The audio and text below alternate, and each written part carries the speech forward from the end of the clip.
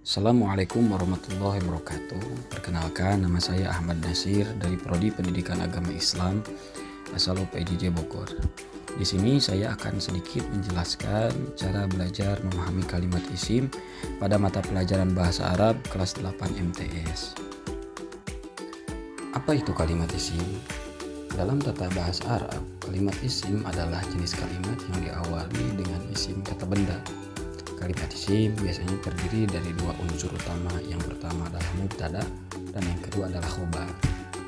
Mubtada itu adalah subjek atau pokok kalimat. Dia adalah isim yang berada di awal kalimat dan menjadi topik pembicaraan, biasanya dalam keadaan rafa nominatif. Dan yang kedua adalah khobar. Khobar adalah predikat atau keterangan tentang subjek.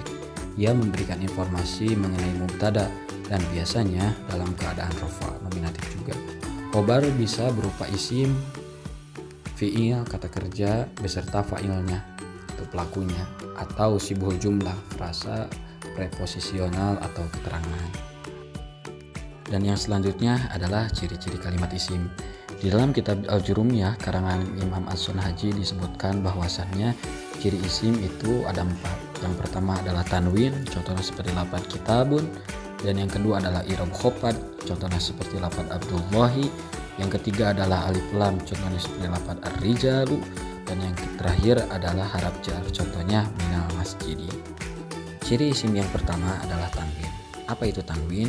Tanwin adalah tanda baca dalam bahasa Arab yang digunakan untuk menunjukkan bunyi vokal pendek tambahan pada akhir kata benda atau sifat. Tanwin terdiri dari 3 jenis, fathah tanwin an, kasroh tanwin in, dan dhamma tanwin un. Fungsi utama tanwin adalah untuk menandakan bahwa kata tersebut berada dalam bentuk indefinite atau tidak terdefinisi. Seringkali diterjemahkan sebagai sebuah atau suatu dalam bahasa Indonesia. Misalnya, dalam bahasa Arab, kitab bisa menjadi kitaban, sebuah buku ketika ada tanwin fathah. Tanwin juga biasanya muncul dalam konteks tata bahasa tertentu seperti i'rab atau ketika kata tersebut dalam posisi tertentu dalam kalimat. Ciri isim yang kedua adalah i'rab khofad.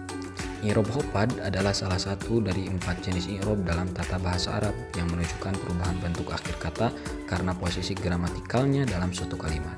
Khofad yang juga dikenal sebagai jar biasanya terjadi pada isim kata benda dan ditandai dengan penambahan kasroh harkat garis bawah di akhir kata. Penggunaan khofad sering ditemukan setelah huruf jar seperti fi di dalam, ila ke, dan min dari. Biasanya dalam frasa fil madrasati di sekolah, kata al-madrasati mengalami i'rab khofad karena didahului oleh huruf jar fi. I'rab khofad membantu dalam memahami fungsi dan hubungan antar kata dalam kalimat bahasa Arab. Ciri isim yang selanjutnya adalah alif lam. Alif lam adalah istilah yang merujuk pada 2 huruf Arab yang digunakan sebagai artikel definite dalam bahasa Arab, yaitu al dibaca al, alif dan lam digabungkan untuk membentuk partikel yang berfungsi mirip dengan kata the dalam bahasa Inggris.